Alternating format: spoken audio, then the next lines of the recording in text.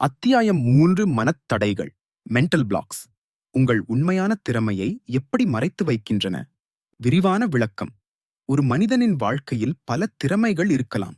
ஆனால் அந்த திறமைகள் வெளிப்படாமல் தடுக்கின்ற ஒரு முக்கிய காரணம் மனத்தடைகள் மென்டல் பிளாக்ஸ்.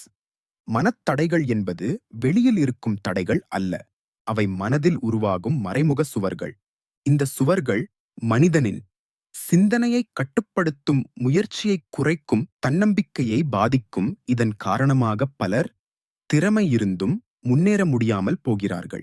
நல்ல வாய்ப்புகளை தவறவிடுகிறார்கள். தங்களின் முழு திறனை பயன்படுத்த முடியாமல் வாழ்கிறார்கள். ஒரு முக்கியமான உண்மை என்னவென்றால், மனத்தடைகள் உண்மையான தடைகள் அல்ல. அவை பெரும்பாலும் பழைய அனுபவங்கள், மற்றவர்களின் கருத்துக்கள், தோல்வி நினைவுகள், சமூக நம்பிக்கைகள் இவற்றால் உருவாகின்றன. மனத்தடைகள் எப்படி உருவாகின்றன? மனத்தடைகள் பொதுவாக குழந்தை பருவத்திலேயே உருவாக ஆரம்பிக்கின்றன.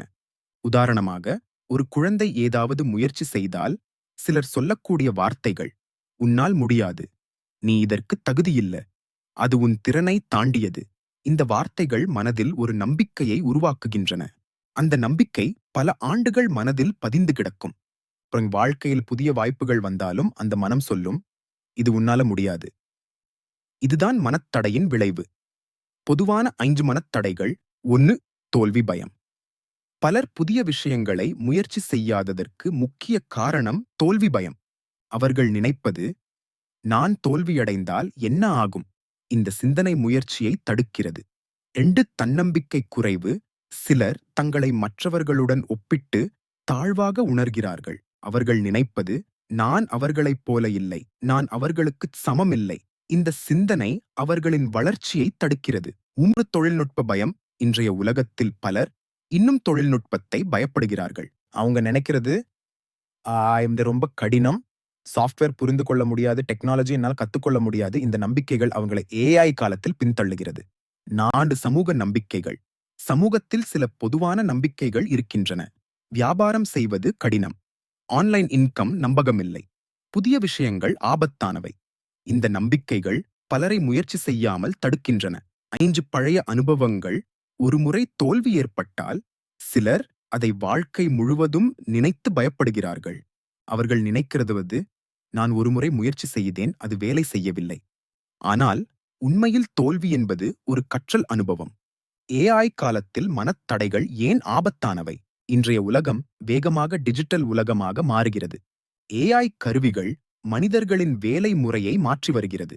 இந்த சூழலில் மனத்தடைகள் இருந்தால் புதிய தொழில்நுட்பங்களை கற்றுக்கொள்ள முடியாது, ஆட்டோமேஷன் வாய்ப்புகளை பயன்படுத்த முடியாது, வணிக வளர்ச்சி தடைப்படும். ஆனால் ஒருவர் மனத்தடைகளை உடைத்து விட்டால் என்ன நடக்கும்? அவர் புதிய கருவிகளை கற்றுக்கொள்வார், AI ஆட்டோமேஷன் உருவாக்குவார், தனது வேலைகளை வேகமாக முடிப்பார். இதுதான் குவாண்டம் ஏஜென்ட் AI உருவாக்கத்தின் அடிப்படை. முதலில் மனத்தடைகளை உடைக்க வேண்டும். பிறகுதான் AI-ஐ முழுமையாக பயன்படுத்த முடியும். செயல்முறை பட்டியல், ஆக்ஷன் பிளான். உங்கள் மனத்தடைகளை கண்டுபிடிக்க உங்கள் வாழ்க்கையில் நீங்கள் பயப்படும் விஷயங்களை எழுதுங்கள். நீங்கள் முயற்சி செய்யாமல் தவிர்க்கும் விஷயங்களை கவனியுங்கள்.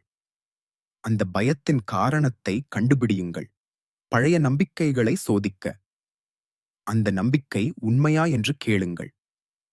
அது மற்றவர்களின் கருத்தா அல்லது உங்கள் அனுபவமா என்று புரிந்து கொள்ளுங்கள். அந்த நம்பிக்கையை மாற்றும் புதிய சிந்தனையை உருவாக்குங்கள். சிறிய முயற்சிகளை தொடங்குங்கள். பெரிய இலக்குகளை உடனே தொடங்க வேண்டாம். சிறிய முயற்சிகளுடன் ஆரம்பியுங்கள். ஒவ்வொரு வெற்றியும் உங்கள் தன்னம்பிக்கையை அதிகரிக்கும். AI பயத்தை உடைக்க ChatGPT போன்ற எளிய கருவிகளுடன் தொடங்குங்கள். தினமும் ஒரு புதிய AI டூல் பற்றி கற்றுக்கொள்ளுங்கள். ஆட்டோமேஷன் செய்யக்கூடிய வேலைகளை கண்டுபிடியுங்கள்.